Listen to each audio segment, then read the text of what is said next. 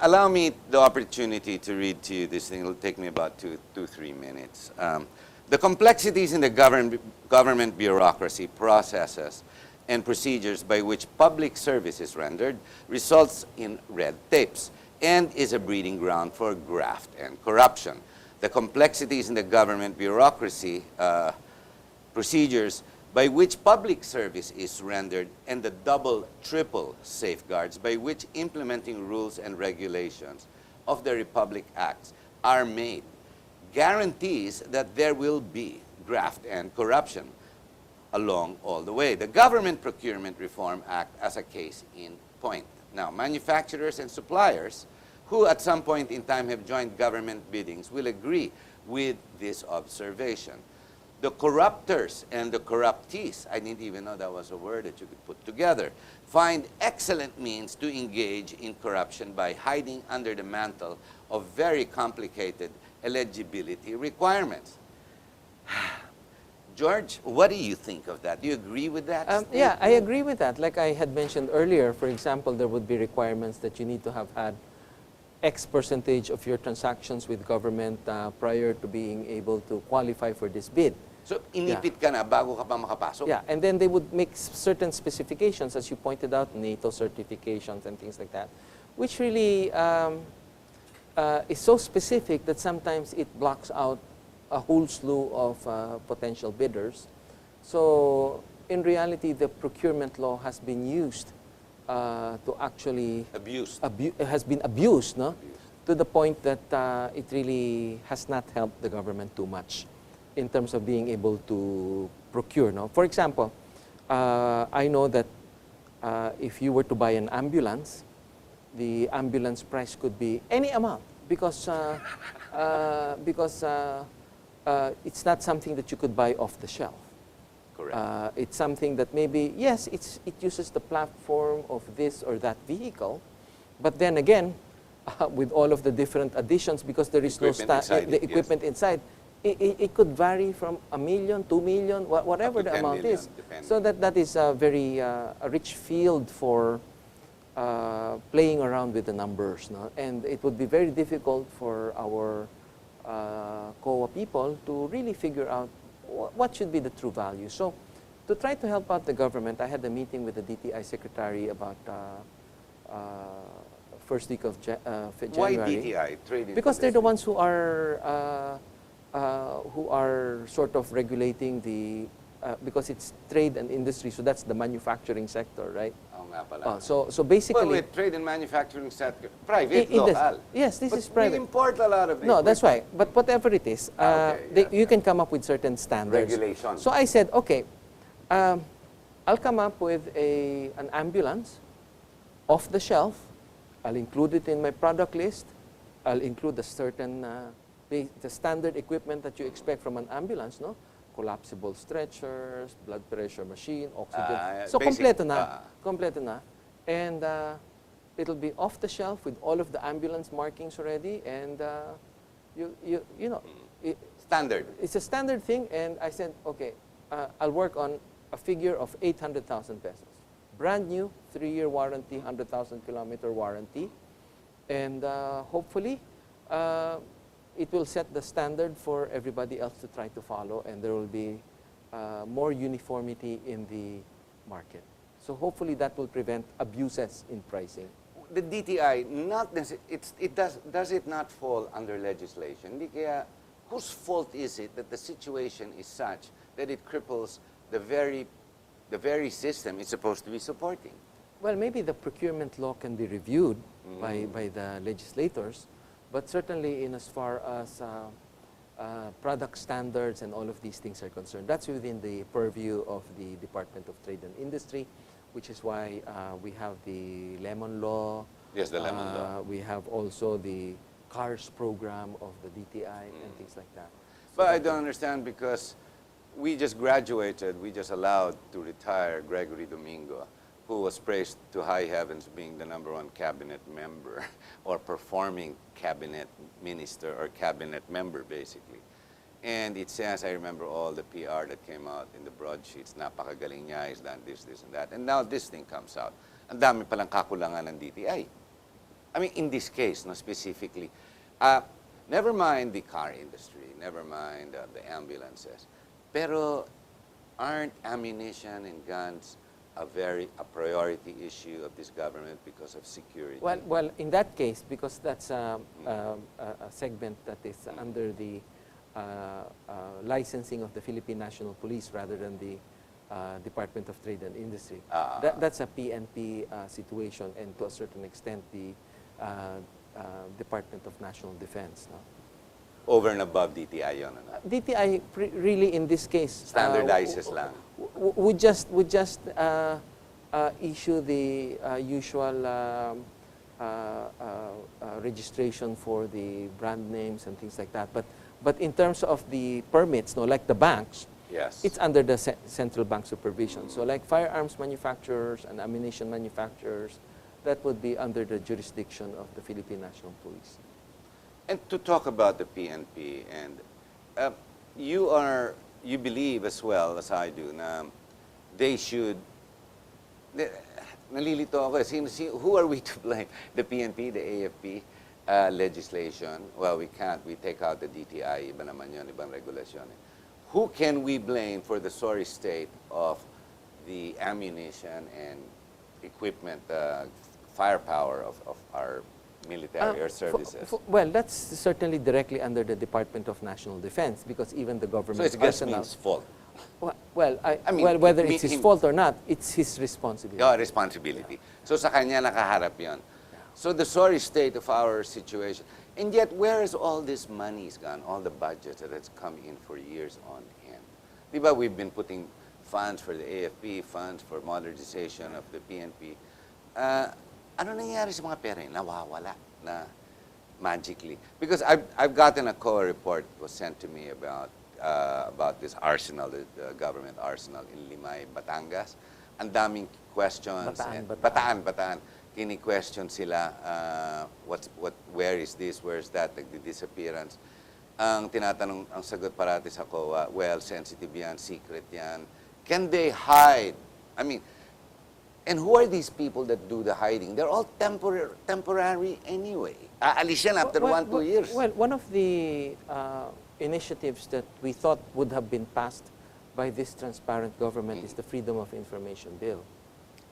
So it boils down to But that. apparently, Unfortunately. unfortunately, that has not been the case. No, of course, I think that if you were to invite Secretary Gasmin or si Director Martir to speak, to be here Really, on the yes. show, so then maybe it will be better for them to justify their actions, be able to explain themselves, because I have to admit, I don't know enough about the situation that they're facing to be able to accuse them of anything. No? Because my understanding also is that the problem that they're facing... But should we accuse?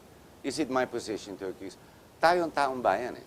We are Well, the we losing can question, end. but not Di ba? maybe we can question or ask question, but not necessarily accuse. No? Because I was thinking that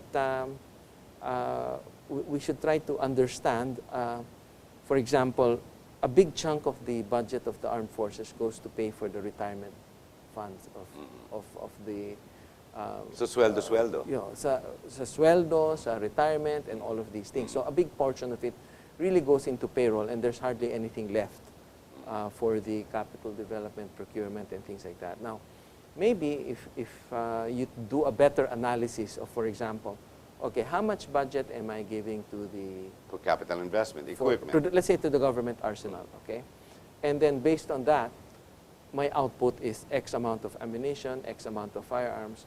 So I take a look at that. Okay, so what if I just buy it from Armscor or I buy it from UDMC, and let's see how much money I'll have left. And maybe with the money left, I can now develop other things, while still Or help providing develop the- both companies. Sure. Palaki ng kapasidad ng dalawa. And then I can move on now into manufacturing guided missiles or Yun, we don't have that technology. I don't. Well, Or I can think we develop that I think our that's own? something that we should develop now.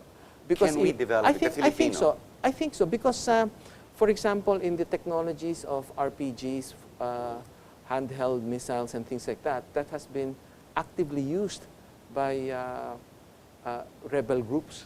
Yes, Di yes, ba? yes.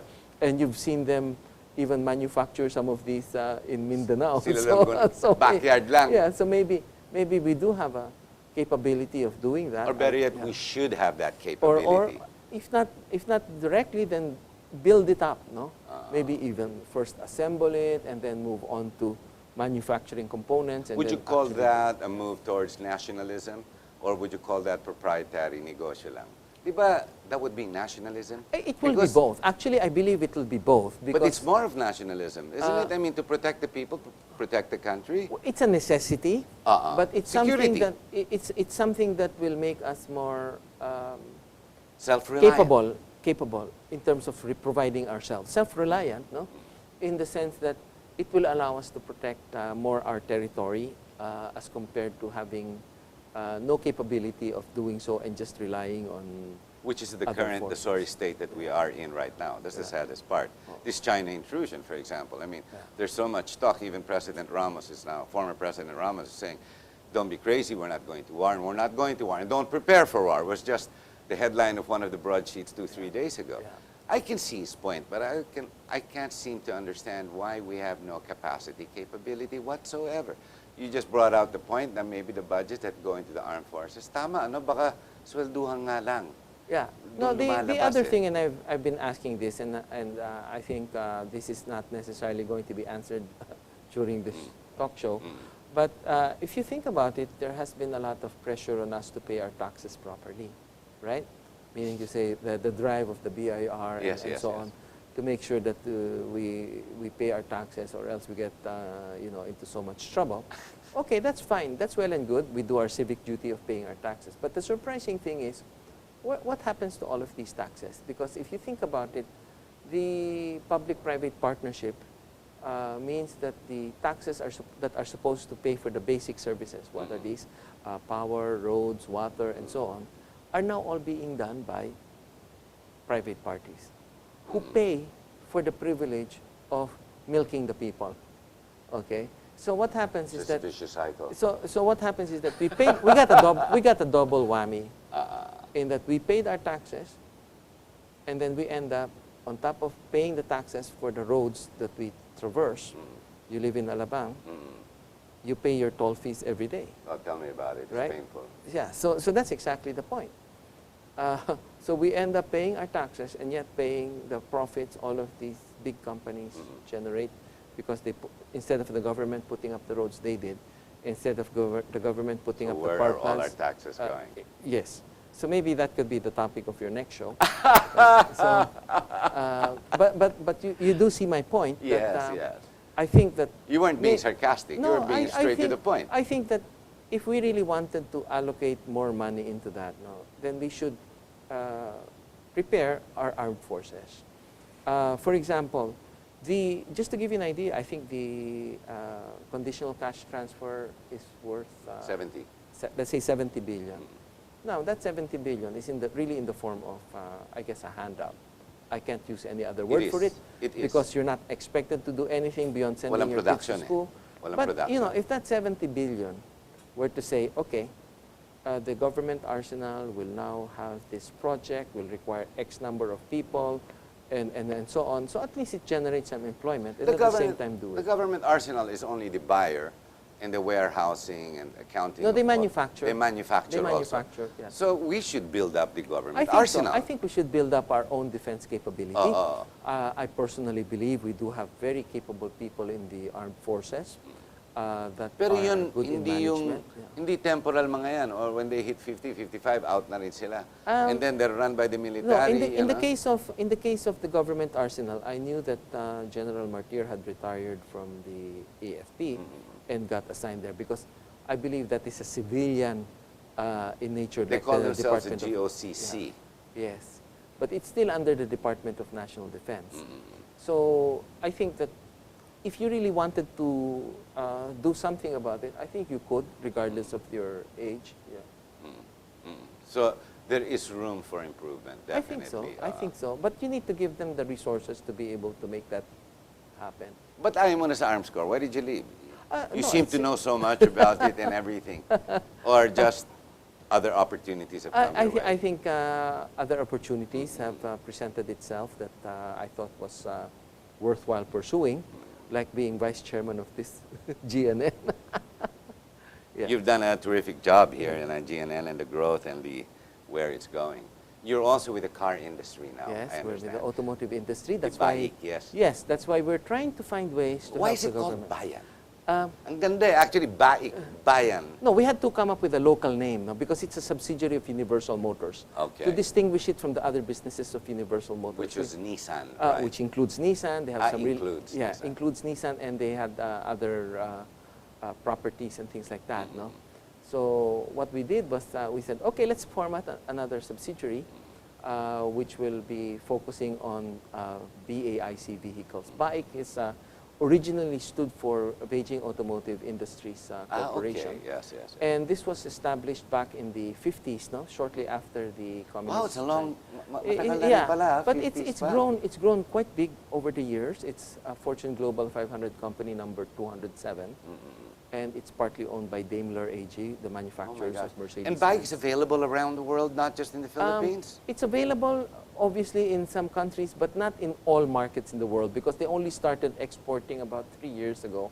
So they're still developing their market base. On the passenger car industry. Both passenger car and some commercial vehicles. Wow, you have quite a lot on your plate, Mr. Chua.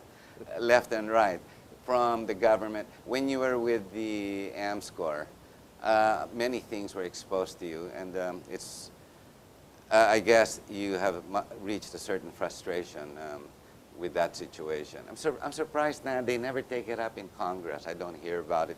I rarely read about it, unless it's brought up directly to me. I was very ignorant of the fact of this situation. And why that's been, I don't understand. I can't seem to want to understand, because I can't seem to want to accept the solutions or the answers being given me.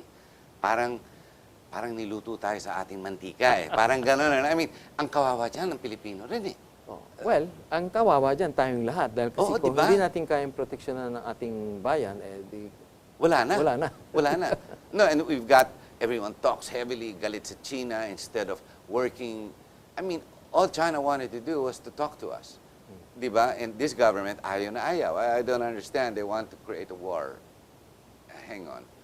It's 2015. I mean, 2016. Wars are no longer in vogue unless you have a crazy up there like Kim Jong-un. Diba? Unless you have a crazy, I mean, come on, let's face it. The world war today is called economics. It's called business. It's called commerce. Pagalingan na lang. Correct me if I'm wrong. But, yeah, ako I don't understand. Yung guns, I didn't realize how sensitive they play, guns and ammunition. Kasi for a common man, parang, I don't even own a gun, but I look at it like, leave it to the cops, diba? The service, the military. Pero yung pala, bibigyan mo, ano ba naman, di pumuputok mga bala nila, ang sasaguan ng mga baril nila, diba? Well, even the Kawawa police, naman. even the police has admitted that they don't have enough resources to protect everybody. Imagine. But that's true anywhere else in the world. It's the That's same why. case. That's why May you've seen a lot of shortcoming these parate. shootings, diba? Yes, These yes, shootings, mass shootings, and what has really happened is that the latest one was in Paris, no? That everybody got shot because Yes.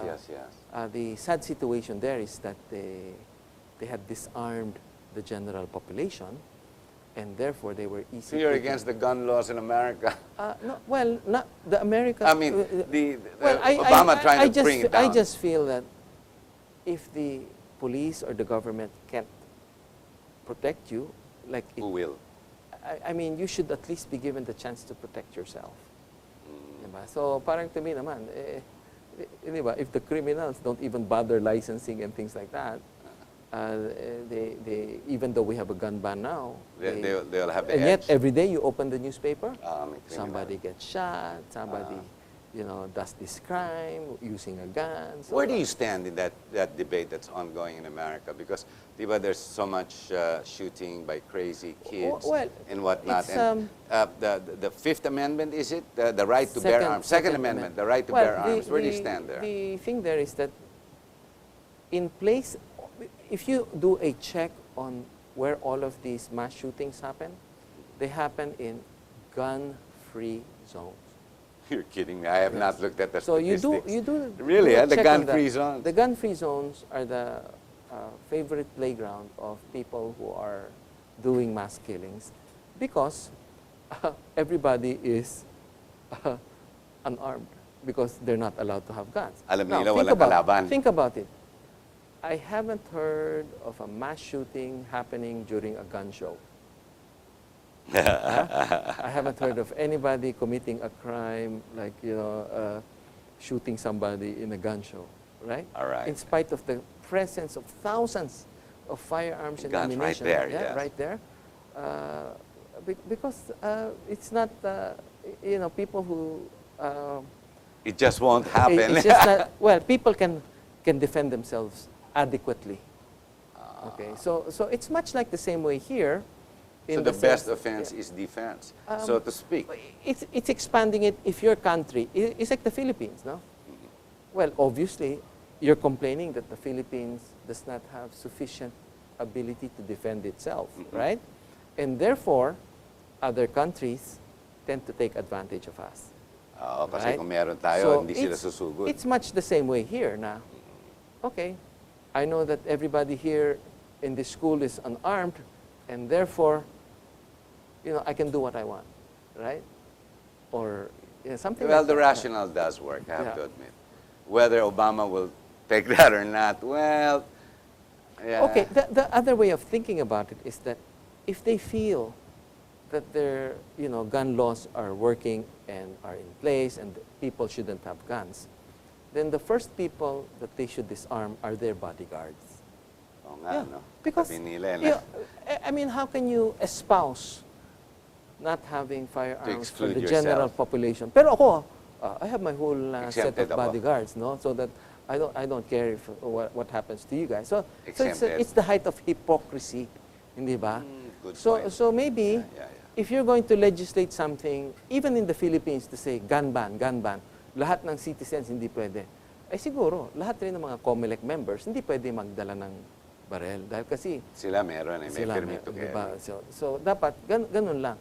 Now, if they believe strongly enough that the gun ban should be enforced for everybody, then they should be the first examples, including the presidents. Hindi ba? The Tama presidents, parang ganun lang, patas-patas lang naman tayo, hindi ba? Ang mantra nitong gobyernong to, walang wangwang, hindi ba? Walang wangwang. O di ibig sabihin ng patas-patas tayo. Pero alam naman natin na hindi Sila nangyayari yun. sila gumagamit Diba? ng wangwang. So, pero yun lang ang litmus test na if it is a good law or not. If it applies to you and you're fine with it, then that's fine. Let's live with it. Pero if you're forcing it on everybody else, pero ikaw exempted, ay hindi naman siguro tama yun. I agree with you. George, we've reached the end of the show. Thank you very much for gracing the show. It's great to listen to you, you know? I watch you on your show and I think you're not speaking enough. You're not talking enough on your TV show. You're giving other people a chance to talk more. And yet here you are, you're so candid, you have no sensitivities, you just come out in the open. You're obviously, you're terrific in the show. You're Thank you, terrific. Harry. And congratulations You're on... much too kind. No, really, I'll say it straight out. I think you have a great show and I wish you'd talk more. Because you. having you as a guest and a resource person, again, I'm dumbfounded and I listen and like, hey, I learned a lot with you. Okay, Thank thank you you. very, very Thank you. much. Ladies and gentlemen, we hope you've enjoyed the program. Alam mo, hindi naman kasi nagko-condemn tayo, pero we have to bring out issues that will always generate what you call critical thought. Maganda rin yan kasi as I get to educate myself, you get to educate yourself. In this issue, I know nothing. I read something, it was brought to my attention, and I thought, yes, the angle has to be all about nation and security. But the game that I played with the topic, legal crime, hindi naman organized crime, I still find it a crime simply because kulang sa suporta ang local manufacturer na para gawang security. Kasi security po, tayo rin po yun eh.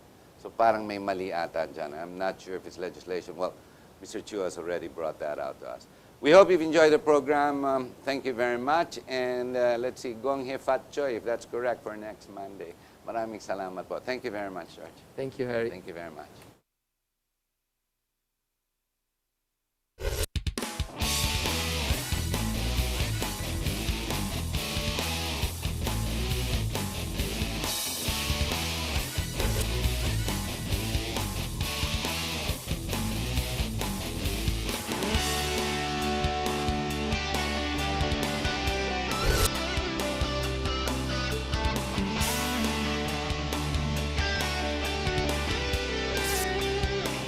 You are what you watch.